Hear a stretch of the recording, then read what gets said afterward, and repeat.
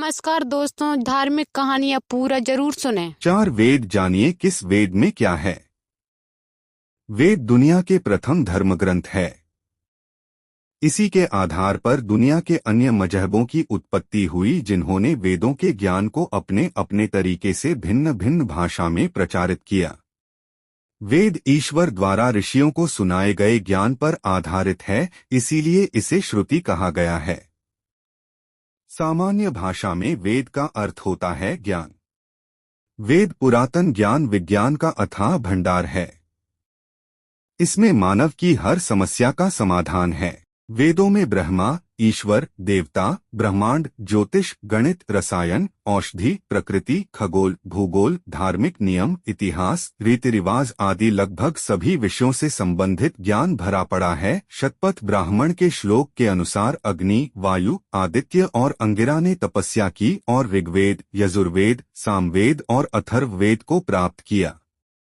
प्रथम तीन वेदों को अग्नि, वायु, सूर्य, आदित्य से जोड़ा जाता है और संभवत अथर्ववेद को अंगिरा से उत्पन्न माना जाता है।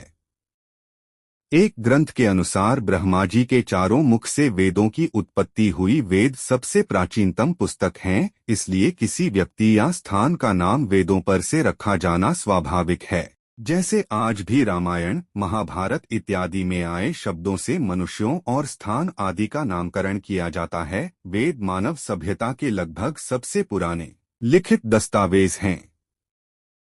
वेदों की 28,000 पांडुलिपियां भारत में पुणे के भंडारकर ओरिएंटल रिसर्च इंस्टीट्यूट में रखी हुई हैं।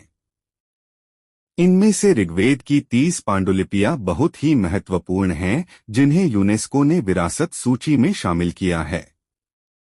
यूनेस्को ने ऋग्वेद की 1800 से 1500 ईपू की 30 पांडुलिपियों को सांस्कृतिक धरोहरों की सूची में शामिल किया है।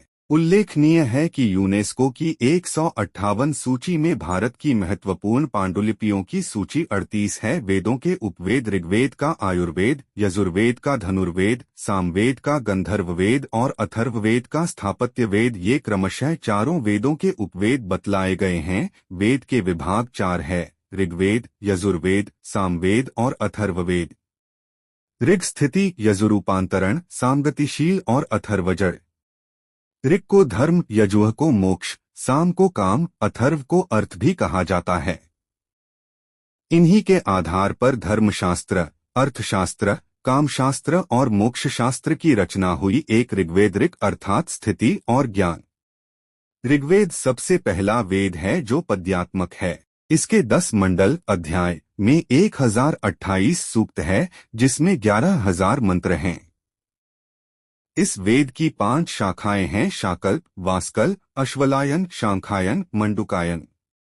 इसमें भौगोलिक स्थिति और देवताओं के आवाहन के मंत्रों के साथ बहुत कुछ है।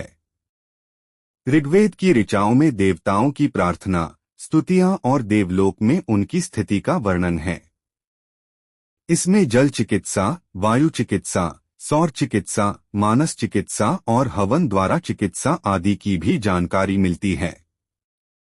ऋग्वेद के 10वें मंडल में औषधि सूक्त यानी दवाओं का जिक्र मिलता है। इसमें औषधियों की संख्या 125 के लगभग बताई गई है, जो कि 107 स्थानों पर पाई जाती है। औषधि में सोम का विशेष वर्णन है। ऋग्वेद में च्यवन ऋषि को पुनः युवा करने की कथा भी मिलती है। 2 यजुर्वेद, यजुर्वेद का अर्थ यत प्लस जु यजु।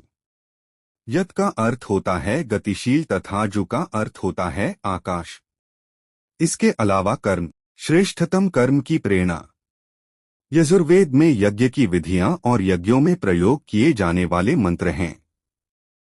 यज्ञ के अलावा तत्वज्ञान का वर्णन है।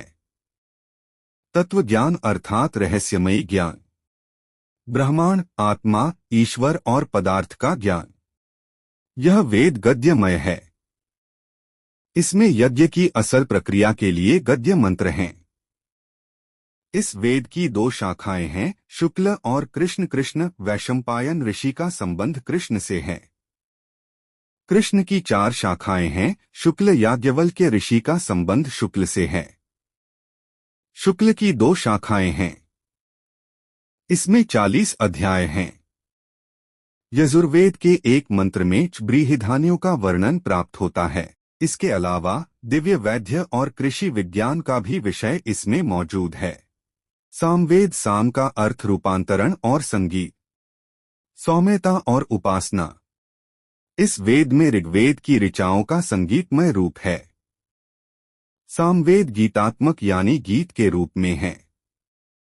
इस वेद को संगीत शास्त्र का मूल माना जाता है।